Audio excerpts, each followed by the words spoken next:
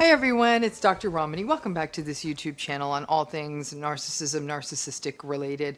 Today's a little bit of a longer video. It's one that many have asked for. I try to make it as comprehensive as possible, but I'm sure I still miss some points, so always welcome comments and thoughts on that. But today's video is going to get at something that I actually usually talk more to professional audiences about, which is how does narcissism develop? In essence, how do people become narcissistic?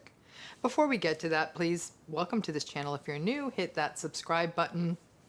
Hit that bell if you want to get notifications whenever a new video comes up, which is every day. So let's take this question on. How do people become narcissistic? Where does this pattern that's hurting so many people come from? This is a question that comes up a lot. And I'm going to tell you this right now. I'm answering this question and making this video reluctantly. I'll tell you why. It's not because I don't want to share the information. Obviously, I'm a big believer knowledge should be shared. But I'll tell you why I'm reluctant. Sometimes what happens is once people hear these things, they hear where this personality comes from. They often feel compelled to justify the narcissist behavior. They'll say things like, oh, now that I know why they are the way they are, I kind of feel bad for them. And I just don't want to pull away from them. And great, so then you're just signing up to put up with more of the emotional abuse and remain even more stuck. I can only ask you to please hear this as a framework that's based in theory to help you understand these patterns. And I can also only ask you, please don't use them as a justification for somebody's mistreatment of you or for narcissistic behavior or for you enduring more abuse. I can't force you to do that. I can't come to your house and say, please don't do that. You're adults. You take this information and always recognize, though, that you can learn about where these patterns come from, but you can't change them. Narcissism and narcissistic personality styles largely reflect developmental issues. Okay, so these are issues that sort of develop through childhood. The narcissistic personality that emerges in adulthood largely reflects what happened to the person as they came up through childhood into adolescence. Our personalities start to develop from the day we are born pretty steadily until our early to mid-20s. During these years, our brain's rapid phase of development goes throughout childhood and adolescence. In our mid-20s, things slow down a little bit. And I think it's safe to say that by about our mid-20s, kind of like a jello mold that stops shaking, our personalities get pretty well set. There's a little room here and there, but they get pretty well set. So let's start at the difficult end of this, okay? Narcissistic personality styles. Okay, because this is probably the most difficult explanation. Narcissistic personality styles are suggested to be a manifestation of what happens to a personality after being exposed to or adverse childhood experiences, and may be a manifestation of post-traumatic symptomatology. So children and their personalities, these are shaped through neglect, abuse, inconsistency, and in many ways that some of the patterns that are observed in narcissism are consistent with some of the patterns we see in all kinds of post-traumatic presentations. For example, after trauma, people may experience things like restricted expression of emotion, a chronic perception of threat, even impulsivity. Narcissism can also reflect a disruption in attachment. Now, secure attachment is like the gold standard. It's what we hope that everyone can have. And secure attachments are created by early attachments, early relationships with consistent and available caregivers who give the child a sense of safety within themselves and with the world, who love them, and who foster important skills like self-regulation. Narcissism is not associated with a secure attachment style, but rather with what we term anxious and avoidant attachment styles. And these result in the person never, not as a child and not as an adult, ever feeling safe in close relationships. There's always this push and pull. They're in, they're out, they're in, they're out, and a relative incapacity for deep and sustained closeness and intimacy. This is challenging because having a history of trauma and difficulties with attachment aren't always observed in people with narcissistic personality styles. In addition, people who have those patterns in childhood don't always go on to develop narcissistic personality styles. In addition, it can feel hard to set boundaries or walk away from someone who's had this history, because knowing someone's had this kind of difficult history as a child all plays upon cognitive dissonance, justifications, rationalizations, and just feeling stuck for a person in a relationship with a narcissist. But like I said, probably the bulk of people who have these attachment and trauma issues in childhood don't go on to develop narcissism. So it's not a guaranteed path. Then there is the issue of temperament. Simply put, temperament is, I don't know, for lack of a better way to say it, sort of the biological part of personality. Temperament is actually believed to be inherited and can explain why even from the very beginning of our lives, or an infant's life or a person's life, some infants are more difficult to soothe and some soothe so easily, and into childhood, while some children may simply just be more difficult, more behaviorally agitated, more attention-seeking. Temperament can be easier or more difficult. In some cases, temperament can really make things really difficult. Because a child with a difficult temperament, quite frankly, definitely is going to have a more difficult go of it. When they're babies, their mothers and fathers may be more frustrated by them. As they grow up, teachers may not like them as much. Adults may find them more difficult as children. And what does that mean? That means that child can have a relatively invalidating experience with the world on the basis of their difficult temperament. Let's face it, on the other side, kids who have easy, resilient temperaments, those kids definitely have an easier go of it. They may be the more favored child because the parent often feels like a more confident parent with them. And they just may have an easier experience of the world because they kind of go with the flow more easily. Temperament may be in part a reason why children are differentially impacted by the experiences of their childhood. And it is very likely that it's the case that a subset of adult narcissists very likely had difficult or sensitive temperaments as children. And then you could see that if they also on top of that had adverse childhood experiences or any other difficult childhood experiences, or even things like disengaged parents, and these difficult kids are more likely to have disengaged parents because the kid was more difficult. So the parent may pull away a little bit or just be more frustrated. That combination of temperament and invalidation can also raise the vulnerability for a narcissistic personality style. However, there are also other developmental pathways at play when we think about how the narcissistic personality style evolves. Some people have called the development of narcissism as being caused by simultaneous over and under indulgence of a child. These are children who are spoiled with getting maybe things, getting experiences, I don't know, like going to a theme park or something, but whose emotional worlds remain really impoverished. It's the psychological equivalent, I don't know, of only being fed junk food. If you kept eating junk food, you wouldn't be hungry, but you're not nourished. For children who are raised in a sort of over and underindulged manner, their material needs are met, but they are not taught how to be comfortable or even have with their emotions, or even have their emotions nurtured. They may even in some cases be shamed for having emotions, and they do not get to learn one of the most important things we are supposed to learn in childhood, which is self-regulation, being able to manage feelings and emotions. Now, a not insignificant proportion of narcissists may have had a narcissistic parent or parents themselves. And so certain elements of narcissism, particularly entitlement, rage, other dysregulated demonstrations of emotion, arrogance, superficiality, can all be learned through something called modeling.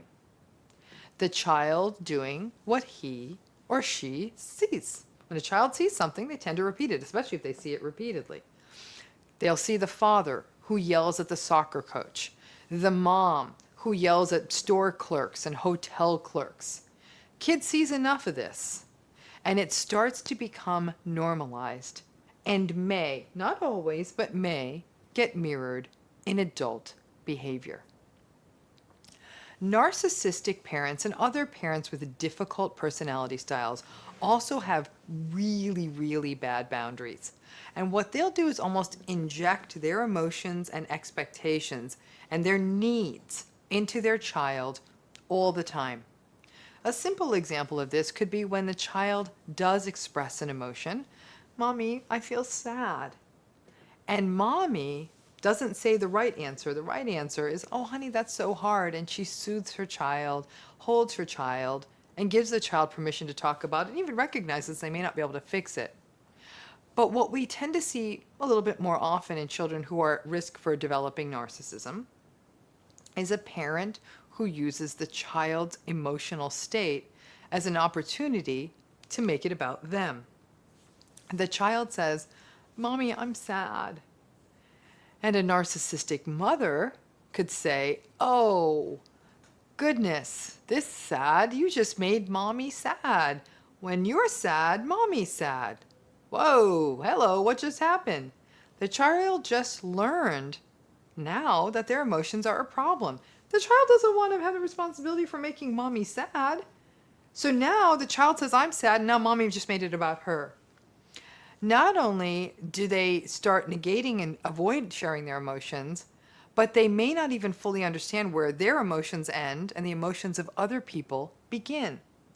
And in adulthood, where we see this happen for narcissistic individuals, this is manifested as the narcissist, again, not seeing that difference between them and others, not fully understanding how they impact other people, or simply just not having any understanding of their inner world. The example I gave you also shows us how tricky all of this is. Some of you may be thinking, damn, my parent did that to me all the time, and now I'm actually not narcissistic, but I waste a lot of time trying to babysit other people's emotions and worry about everyone else's emotions. See, that's what I'm saying. There's no guaranteed singular pathways. That's where temperament and all of these other factors come getting mixed up. None of this is a perfect science. That's part of the struggle. And so, yeah, you could have had a parent like this and be whatever the opposite of narcissism is. So we end up having to sort of back construct these narratives. If we go to some of the work, the theoretical work by someone named Winnicott, he calls this whole experience the false self, the parent sort of sticking their self into the child. And the child then internalizes the parent's needs over their own. And this false self in the narcissist has sort of run amok. And that's where they've sort of internalized this parent, and then they no longer are aware of others. Conditional love is a phenomenon that many children are subjected to. The idea of usually starts with a parent saying, I love you if, or I love you when, or I only love you if. Fully actualized growth in a human being requires unconditional regard. A parent saying, I love you. Done. It doesn't mean the parent likes everything you do, but it does mean that the parent loves the child and doesn't confuse the whole child with the child's behavior. A healthy parent would apply appropriate consequences so the child learns appropriate behavior, but the child knows they're loved, so they feel safe. The validation seeking of narcissists is in part very much a byproduct of getting almost only conditional love. I love you if you get a trophy. I love you when you win. And this is really pronounced for parents that I call the performing pony style of parenting. The parents who validate the child only when the child performs, only when the child wins. These are the parents who are front and center, cheering the child on when the kid gets the trophy, when the kid scores the winning touchdown, when the kid is the number one in the ballet performance or the science fair or the spelling bee or is helping in the family business. Yeah, that's my kid. Look at them. Yes, of course it's good for parents to be proud. I sit in the front row if my kid's in a show too. But these kids are winning or excelling or doing what the parent needs. The parent, of course, is nowhere to be found when that kid isn't doing what the parent wants them to be. It's all very conditional. And again, I also know some of you who are watching this are thinking again, damn, my parents never showed up to anything. It would have been nice to have even had conditional love from them, like that they even knew I existed. And I get that. It sucks all around. Parents should just love their kids. And if they show up and it's conditional, then you know that whatever love you're getting is about what you bring to the table. That's not a nice feeling for a child. If they don't show up at all, you can believe you aren't even worthy of any regard, not even an hour of their time to show up at your soccer game. And as we go deeper into the era of helicopter parents and bubble wrap parents, parents who overprotect their children and shield them from everything, that too can be a risk for bringing upon narcissistic tendencies that will sort of start in childhood, but then boom, show up in adulthood. Many parents make the huge error of trying to shield their children from disappointment. Childhood is where we are supposed to learn from the disappointments, big and small. The lost soccer game, the bad grade, the not being invited to a birthday party, the lost pet, not getting onto the team or into the play. So many parents view their children as performative extensions of themselves that the parents themselves can't stand the disappointment that their child is going through and try to shield everyone from it. And these are also the entitled parents that try to stack the deck so their child doesn't experience any disappointment. They may strong-arm the schools, they may strong-arm the coaches and the teachers and buy a new pet right away, right after the one pet gets sick and dies, talking smack about the kid who didn't invite you to the birthday party. It's tempting. Gosh, it is tempting to fix things for a kid, but it does a child absolutely no favors. Childhood is the time when a child must learn to regulate disappointment in a safe, loving space. But we know one thing, obviously, what happens to narcissists is that they don't do disappointment. And when they are disappointed, or basically just don't get their way, their adult tantrums can put a 3-year-old to shame. In a generation of parents, as this generation has been, trying to compensate for what their parents got wrong, overprotecting a child from reality and from disappointment can put them at risk, put that child at risk for going on to become a relatively dysregulated adult and for being much more stress reactive as adults, both of which are patterns we see in narcissism. There's definitely an emotionally stunted quality to the narcissistic personality. For example, the narcissistic personality is somebody who, at the age of 50, they continue to function and value things in the same way as we typically see about an adolescent. And they still tantrum like a 3-year-old. They look like adults. They often have jobs like adults. They have stuff like adults.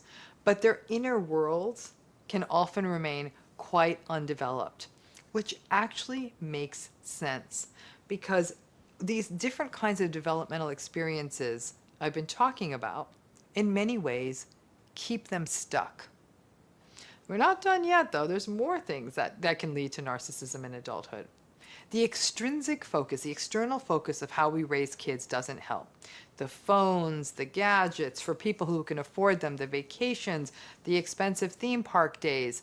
And when you couple that with the social media soaked and obsessed world, we're watching in front of our eyes, we're watching 17-year-olds amass vast wealth on the basis of dancing on social media. The world and the economy have changed. The world has changed, and is social media making things worse in the world of narcissism? Absolutely yes. And then when you add to that parents who have agendas for their kids about succeeding in this external space, it then becomes about the child becoming one more pathway for the parent to get validation. The child becomes a sort of ego extension for the parent. And the child goes into adulthood believing that they are the things they achieved, the trophies on the shelf, rather than valuing who they are simply as human beings. Now, everything I've described, trauma, insecure attachments, being conditionally valued, parental inconsistency, parental unavailability, only being valued for external characteristics, these are all things that could potentially foster the bedrock of narcissism, which is insecurity. Whatever fosters insecurity in a child, and that insecurity can proliferate unchecked into adulthood, places a person at risk for narcissism in adulthood. And when the person, in the face of this insecurity, develops grandiose defenses such as entitlement to protect that core insecurity, we see that evolution into narcissism. Heck, if all we did was raise safe, secure children who had parents that were mindful and present, narcissism rates would drop. That is not going to happen. I've said this a million times before, and here I say it again. Another way we maintain the development and the sustenance of narcissism is plain old enabling. While enabling may not foster it in a child, it can though if the child is very sort of spoiled. As the child gets older, for the enabled child, these patterns don't get called out, not in the child, not even in the adults. The child then sees that the adults are getting away with it. And the child themselves may not get called out for arrogance and bravado and tantrums, especially if that kid is performing, as long as they're winning games, or they're the golden child, or they're getting A's, or they're getting TikTok followers. Their parents may say, heck, your behavior is besides the point. And that's how, in adolescence and early adulthood, all those seeds set in childhood can finally get set like that Jell-O, like Jell-O mold turning hard. Here's what we don't have from a research perspective, and I wish we did.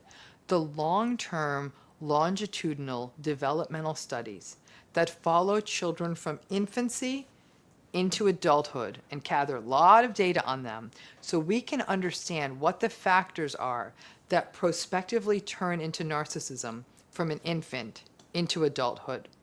Right now, the best we've got is case study research, where we write about narcissism and learn about their histories, and what we call retrospective research, which is research when we ask adults to tell us about their childhood. But not everyone remembers everything perfectly. Lots of the things I've listed, the adverse childhood events and the trauma and the conditional love and all of that, they don't result in narcissism. They can go in all kinds of different directions. People with all the things I've listed on this video may end up becoming overly empathic adults and thus become very vulnerable to narcissists. They may turn into anxious adults. They may use substances. They may develop obsessive compulsive symptomatology. They may develop post-traumatic symptoms. Those things aren't narcissism. So even this laundry list I've given you may or may not turn into narcissism. And the final piece here, and an important piece for us to kind of come to an end on, you as an adult cannot undo another adult narcissist's history unless the narcissist actually thinks something is not right. They themselves are like, yeah, no, this is not cool.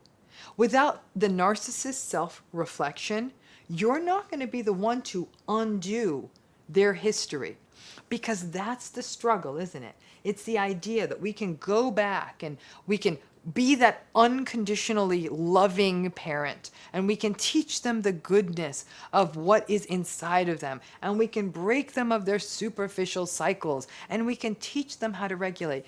It doesn't work like that. That had to happen back when all these neural pathways were getting laid down.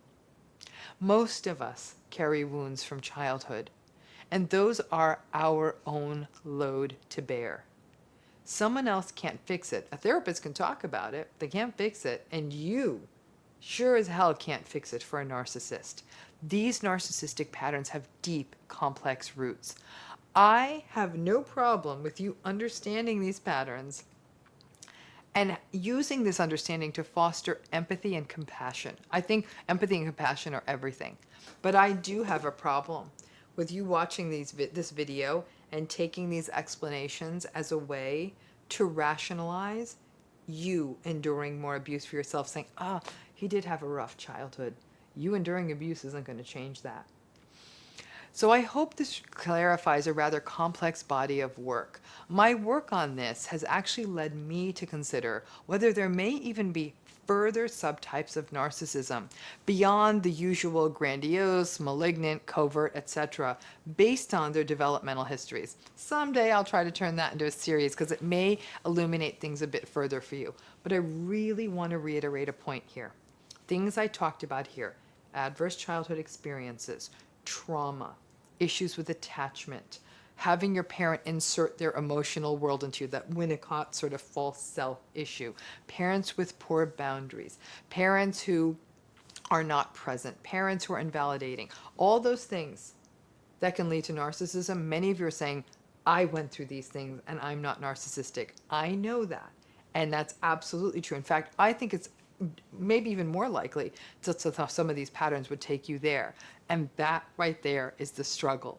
The very patterns that turn us into anxious adults or not feeling enough adults or vulnerable adults are the same patterns that turn into narcissism. It's probably temperament that might be a piece that gets thrown in there. Maybe the golden children are more likely to become narcissistic. The scapegoat with the same parent may turn into somebody who's much more anxious in adulthood.